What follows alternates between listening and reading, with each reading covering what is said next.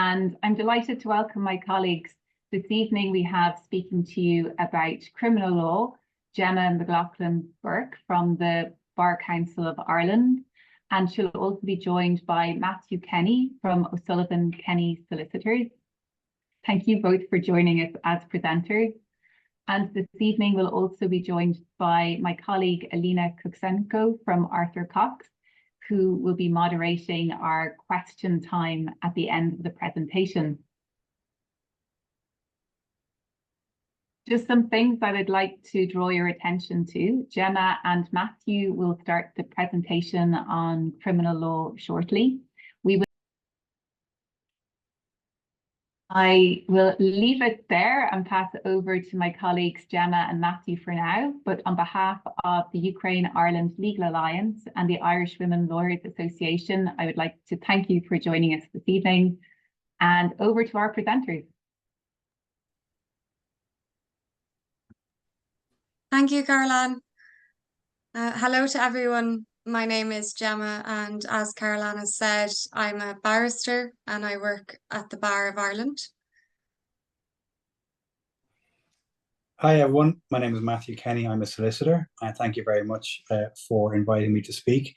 I am in a practice that specialises in criminal defence work, and hopefully this evening I'll be able to give you some information that might be of some assistance to you. I'm happy to start, or I'm happy, Gemma, for you to start. I don't mind which of us goes first. No, I think let's start with you first, and we'll go through by topic. Okay. Well, look, thank you again. I'm going to speak deliberately slowly because I know that everything I'm saying is being interpreted, and I want to start by talking in relation to your rights here in Ireland if you're the victim of a crime. If you're the victim of a crime in Ireland, you are protected by our European law and by our domestic law. We have a Victims of Crime Act, which was enacted in the last 10 years, and therefore it's a relatively new piece of law. And like all relatively new pieces of law, whilst it appears clear what it says, and whilst hopefully I'll be able to explain some of the rights that it affords you if you are the victim of crime, or if your family members are the victim of crime, as a relatively new piece of law, it hasn't been used that often or tested that often in our higher courts. So I'm just going to talk through it as to what it aspires to do and what it ought to do. If you have any questions, we're happy to take those at any stage, and I think you're aware of the chat facility. So the most important thing perhaps to bear in mind is the reason why we have any law at all relating to the victims of crime. And that's, in my view, clearly stated in the Act. It's to give you rights and to give you a right to be heard.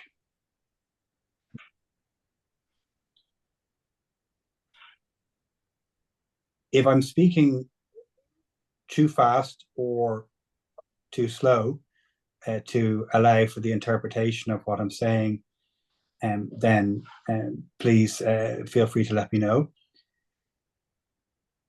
The reason why it's important that you know here in Ireland, as Ukrainians, that you have rights as the victims of crime and the right to be heard, is that you might appreciate that should you be the victim of crime, there is this Act which should show you and your family the steps that you can take to ensure that you're heard, that you're kept informed, and that you're made aware of the decisions that might be made on foot of a complaint that you might make to our police, our Gardaí.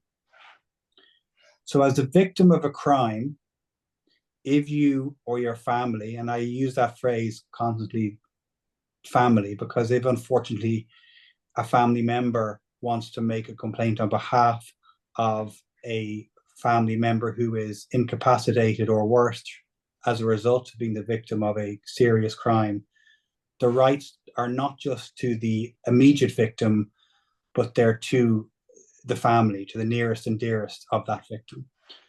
So should you wish to be heard, should you believe you are the victim of a crime, you have the right to make a complaint to the police. The police must take that complaint from you. The police must keep you informed as to the decisions they make and the progress of that investigation.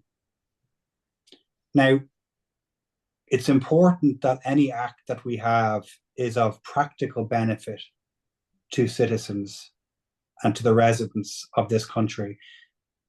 So if you are the victim of a crime, or if your family member is a victim of a crime, the practical way to see and view your rights is that not only do you have a right to be heard, to be kept informed, what that actually means is that you must be told whether the decision has been made on foot of your complaint to prosecute an identifiable person. So it's not as if your rights end at the point where the Garda police person takes from you your statement. They go beyond that, because that's of practical importance. I think it stands to reason in Ukraine, in Ireland, in any country, there's no point in having a piece of law that's not actually practical. So the practical manner in which this should work, if it's working properly for you as the victim of a crime, is that if you do make a complaint that you're the victim, and if you do make a statement, that the Gardaí keep in reasonably regular contact, inform you that a decision has either been made to prosecute an identifiable person or not. Now, perhaps if we stop there, because that's a fork in the road, and it's a fork in the road that was envisaged by the Act. I don't know what the Ukrainian expression for fork in the road is, but at this point, clearly in practical terms, the decision could go one way or the other. So you might ask the question, well, what if the Gardaí decide not to prosecute the person that I say was the perpetrator of the crime against me? Now, in that case, you have the right to be heard again by way of seeking a review of that decision. So a moment ago, I talked about your complaint going one of two ways. So if it goes the way that you may not be happy with, and the Garda informs you that the person that you say committed the crime against them is not to be prosecuted, you can not only seek a review of that decision to our solicitors for the state, known as the Director of Public Prosecutions, but you can, in a reasonable period of time, expect to be given an answer as to the outcome of that review. You might fairly regard it as an appeal. And that, again, is about protecting your rights as the victim of a crime. So even if a decision is made and you're unhappy with the decision because it doesn't prosecute the person that committed the crime, your right to be heard extends to the review and a reasonable description of the decision-making process. And it may ultimately end with the decision maker upholding the decision not to prosecute, but at least, and it's envisaged, that is to give you some comfort that there was thought given to what decisions were made and that your voice was heard, but a decision was made even if you don't agree with the decision. The other potential road that might be gone down, or decision that might be made, is that there may well be a decision to prosecute, and you may be quite satisfied with that decision. So if, as the victim of crime, a person is identified by you, you've made a complaint, the Gardaí have investigated that complaint and have decided that it's worthy and there's sufficient evidence to prosecute an identifiable person, you still must be kept informed, because remember, this act must be practical. It must actually work in the practical terms of how our courts work. So you must be told this case is going to the court. You must be told, in practical terms, it's going to the local court. It's going to the higher court. It's going to be dealt with in this particular way. You should be kept informed. Well, in fact, the person accused of the crime confessed and then with his solicitor went into court and pleaded guilty. Now, again, that's another fork in the road. That's another important step in protecting your rights as a victim of crime.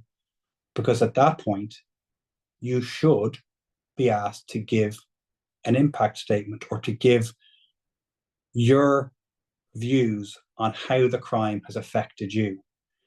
So when we talk about your right to be heard, it's not just a right to be heard in a Garda station, a police station. And it's not just your right to be heard in correspondence. You have the right to be heard by way of a written statement given to the Garda. You also have the right, if you wish, to actually say what you want to say within reason in your victim impact statement to the court, to the judge. And it's very topical this week because we've probably all seen the news and followed the protests over a victim of crime who wasn't happy with the outcome. But that's also an example of how a victim, and we appreciate for reasons that I think are very well articulated, her displeasure at the decision, but we can also appreciate that she was heard in court. She doesn't agree, and she's very clearly well supported. In fact, in the Dáil today, she got a standing ovation, but it does show how the act actually works, because in the sentence hearing, regardless of whether people agree or disagree with the decision the judge made, it's clear that the judge gave effect to the victim's rights in so much as he acknowledged that she had to be heard and her views were heard. Now, obviously, no system is perfect, and there's a clear difference in opinion as to whether or not the sentence was a fair one. But rather than talk about an individual case, it's just an example of how, in practical terms, victims' rights extend all the way through and should extend all the way through our criminal justice system.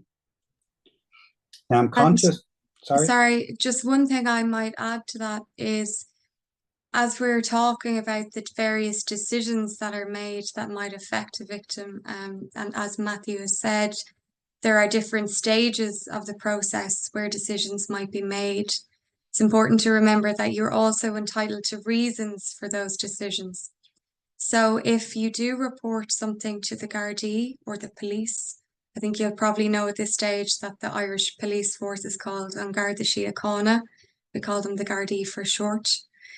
If you do report something to the police and they forward that complaint on to be prosecuted, and a decision is made not to prosecute that case, you're entitled to be given reasons for why a prosecution is not taking place. And they're usually in writing. Sometimes they're quite short. Sometimes they might be a little bit longer. But you are entitled to be given a reason why that isn't proceeding. And similarly, whenever you move on to the stage of being before the courts, when decisions are made in the courts, again, the judges have to give you reasons for the decisions they're making that might affect you. So that all ties into what Matthew is saying about your right to be heard. You have a right to give your view and for it to be taken into consideration. And you then have a right to be told why it is that is or isn't being followed. Thank you very much. Yes, absolutely correct to say that. I think because we have approximately an hour this evening, and I know Gemma will want to talk on certain topics as well, I'm going to move on to the next slide. And again, while I move on to a slide, or myself and Gemma might move on to another topic, please do come back to us at any stage and later on when we do questions and answers, because we're here to listen to you. We're not here to lecture you. We're here to hopefully help you and give you assistance and information. And I'm sure you have questions. So I will move on to the next slide, but it doesn't mean that we're finished talking about the rights of the victims of crime. The next slide talks about the rights if you are suspected of committing a criminal offence. And I hope you never are suspected of committing a criminal offence. We all go through life hoping we're never suspected of committing a criminal offence. But if it does happen, I think it's helpful that you understand that you have rights. Just as there are rights to protect the victims of crime, there must, in a civilized country like ours and like Ukraine, be rights to protect those accused of criminal offences. You have the right to access a solicitor. And I'm sure you're acquainted now with the term solicitor, lawyer, advocate. So in Ireland, your legal access would initially be to a solicitor. We have people like myself who work as solicitors, and we have people like Gemma who work as barristers. If you are accused of committing a criminal offence, and if you are in a Garda station, a police station, and going to be questioned and asked to give an account as to whether you have committed the crime or not, you're entitled to access to a solicitor. And certain solicitors, like myself, we operate a business that agrees to offer and offer advice and attend at Garda stations at all hours of the day and night, to advise people who may be in the unfortunate position of being accused of a crime. And I think for the purpose of this information evening, it's probably not relevant whether, let's talk in very general terms, it's not relevant for the purpose of your rights whether you're guilty or not guilty of an alleged crime. This is really just about your rights, and rights are for everybody. The rights are for the guilty and those who are not guilty. Your rights extend from the moment a Garda suspects you of a crime to the moment a case may be finalised with a jury acquitting you, a judge acquitting you, or a judge sentencing you if you have acknowledged your guilt or been found guilty. So your rights are regardless of whether you've committed the crime or not. And it's important, I think, that we acknowledge that your rights they're hard won in any country, and they're worthy of protection, and they're worthy of respect.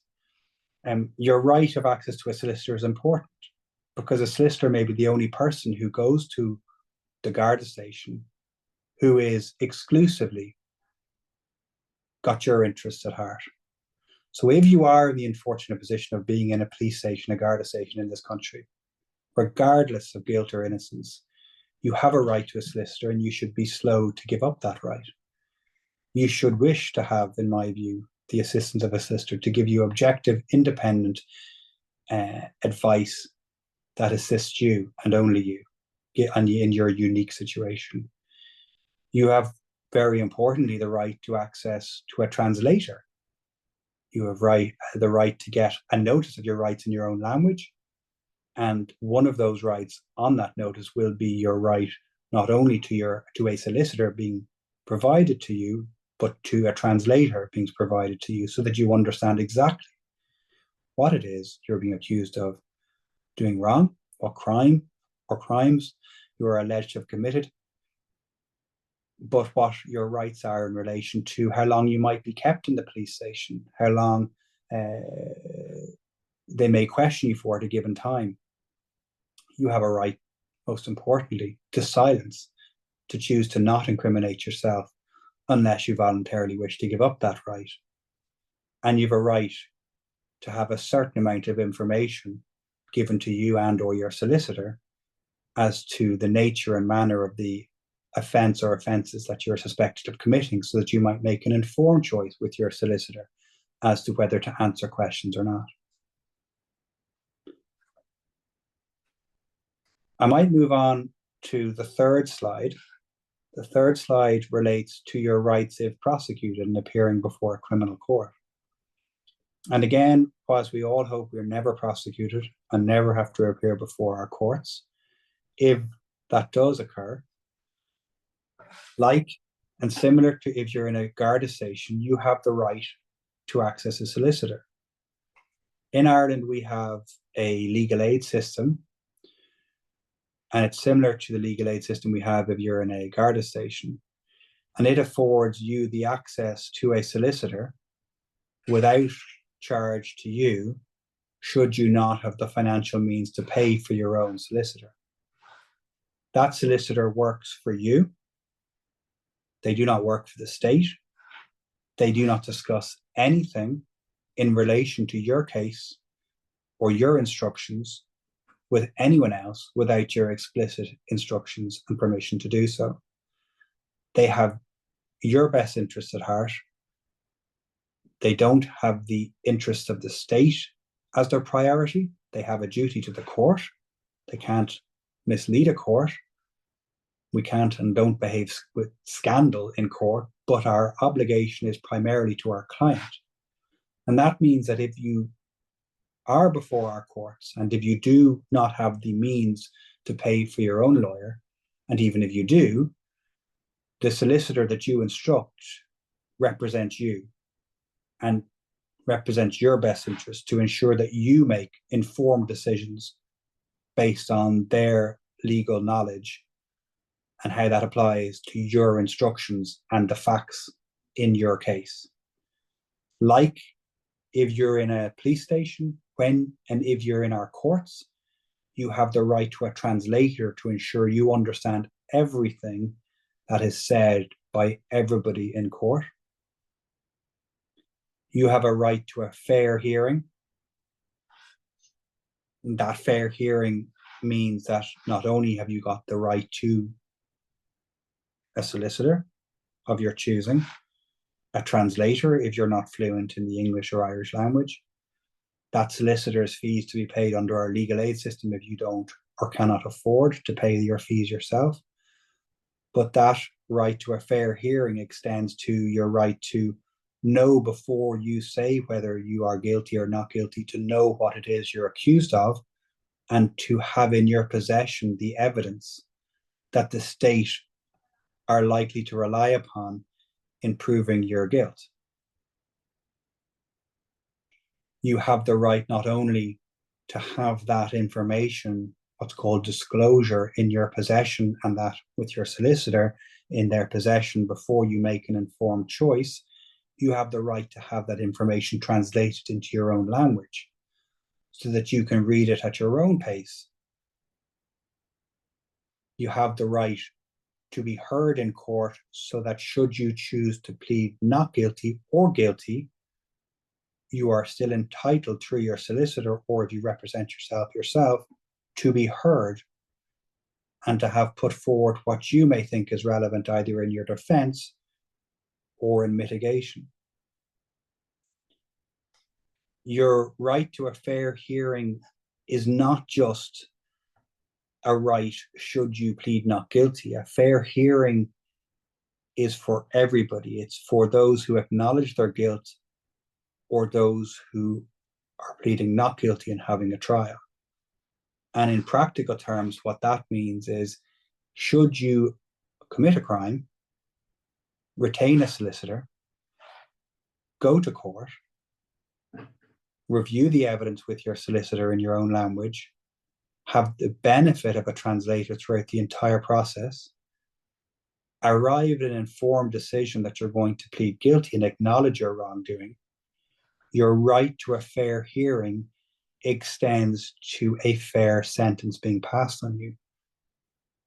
And that fair hearing right extends to a judge hearing from your solicitor information about you based on your instructions relating to your personal circumstances and why the offence, whether it's a serious offence or a minor road traffic matter, was committed by you, so that the judge can pass what is a fair sentence. And the last thing I want to say is that that right to a fair hearing, it also affords you a right of appeal. So if you are unhappy with the decision of a court, whether it's in finding you guilty of a crime that you say you didn't commit, or in passing a sentence on you that you think is unfair, and that sentence could be as minor as a disqualification from driving to as serious as a period of imprisonment, you have the right to be heard by an appeal court. And in that appeal court, all of those rights that I've discussed extend to that court, whether they're legal aid, translating services, and a solicitor. If you have any questions, or I might pass over to Gemma now, who may want to add some of her views in relation to your rights. Thanks, Matthew. I only have a few extra points to make because that was very comprehensive. First of all, lots of people think that they'll never come in contact with the criminal justice system. But people who come before the courts, it can occur for many different reasons that you often wouldn't think of. So, for example, for not paying your TV license, it could be for not paying a fine on the Luas or the train or the bus. It could be, and it's been in the news quite a lot recently, people's pets, usually dogs, being confiscated and perhaps seeking to appeal that, or perhaps if your dog has harmed someone. So don't simply think that this is something that you don't ever have to worry about, or that won't ever occur to you. It can happen to anyone. And the most important thing, if you find yourself in any situation where you might be coming in contact with the police or with the courts, is to always ensure to seek legal representation. You're always entitled to legal representation. And it's always best that you're able to understand, even if you think you understand what's happening, it's always best to understand from a professional legal advisor who can explain to you fully all of the consequences of the actions that you might take or the decisions that you might make, and can explain to you the different courses of action that are open to you. So I think the most important thing, in my opinion, and I would think that Matthew would probably agree, is that you always seek legal advice as your first step. Aside from having the possibility of a lawyer or someone in an action, so in a case where you're coming before the courts or where you're perhaps interacting with the police, there are other cases where you might not be sure if you need a lawyer. And I know that from other seminars that have been held, you might now be a bit more familiar with other organizations that exist. But there are organizations such as the Free Legal Advice Centres, they're called FLAC for short, where you can go and discuss legal issues, and they can point you in the direction of someone who might be able to help. And usually if it is a criminal matter, they'll be able to tell you, you need to go and seek advice from a solicitor or from someone who can assist you, some sort of legal professional. The second thing I just wanted to add is that there have been a few questions that have come into us before today, before the presentation. And there were some concerns raised in relation to, I suppose, generally the interactions you might have out in public or with individuals on the street. And there are a few points I just wanted to make. The first is, obviously, it's very understandable given the, I'd say, coverage, we'll say, newspaper coverage and media coverage of certain stories. There can be a little bit of fear, particularly around Dublin city centre, in particular around young people, and often people ask, or people have asked, what they can do to protect themselves against young people and that kind of thing. The first thing to say is, although it's accepted that there is, of course, a level of crime in Dublin and in other places around the country, as there are in every country, I wouldn't say it is such that you should be fearful of going about your daily life. It certainly is the case that we have very active, what's called community policing in Ireland. And community policing involves members of the police force being localized in different areas, getting to know the people in those areas, and having regular interactions and what they call beat walks. So they have particular routes that they walk around their areas frequently on a daily basis, and they do that in shifts. The idea being that the Gardaí are constantly interacting with the community and are constantly, I suppose, vigilant of problematic areas or problematic behaviours or issues that might be concerning people living in the area. So if you are in an area, and most areas do have community policing, don't be afraid to talk to the Gardaí if there are issues that are concerning you. You don't have to be making a formal complaint to approach the Gardaí. You can speak to them at any time. You can speak to them while they're out and about on the street, simply to raise a concern you might have, or perhaps you might have seen activity in an area recently that was of concern to you, but you don't want to go to the, I suppose, formal process of making a complaint. You simply wish to speak to them, to highlight that it's a potential problem or something that's concerning you, and they can explore, they can investigate themselves. So you can be engaged with the Gardaí in a very casual way. The Gardaí do try to informally get to know people from the local areas and try to deal with issues before they come to the stage of arrest or coming before the courts. Our Gardaí also are not armed. So our police force, aside from a few dedicated units, which are armed units, the majority of the police in Ireland are not armed. And so we do a huge amount of focus on this idea of community policing, trying to target areas and target problems and deal with the community in that way, instead of, I suppose, in a more maybe fearful way as perhaps it might be viewed. So a few questions did come in, and I know we'll deal properly with questions in a minute, but just to say, a few questions did come in relation to things like self-defense. And just to say, you are, of course, allowed in Ireland, as in most countries, to defend yourself if you find yourself under attack. But the most important thing is that your defense of yourself is reasonable and what's called proportionate. So, for example, if someone is shouting at you in the street and you decide to go over and initiate some kind of physical altercation with that person, that would not be proportionate, because you could simply, first of all, walk away. And second of all, even though you may feel threatened by someone shouting at you, that does not amount to an attack. It's certainly something you can complain to the Gardaí about. You could go to the Gardaí and say that you were harassed or shouted at or felt under threat by certain individuals on your walk home or on your walk to work. And there's no issue with that at all. But when it comes to the point of self-defense, self-defense here is defined as something that is necessary. So it has to be necessary for you to take the action that you're taking in order to protect yourself or someone else.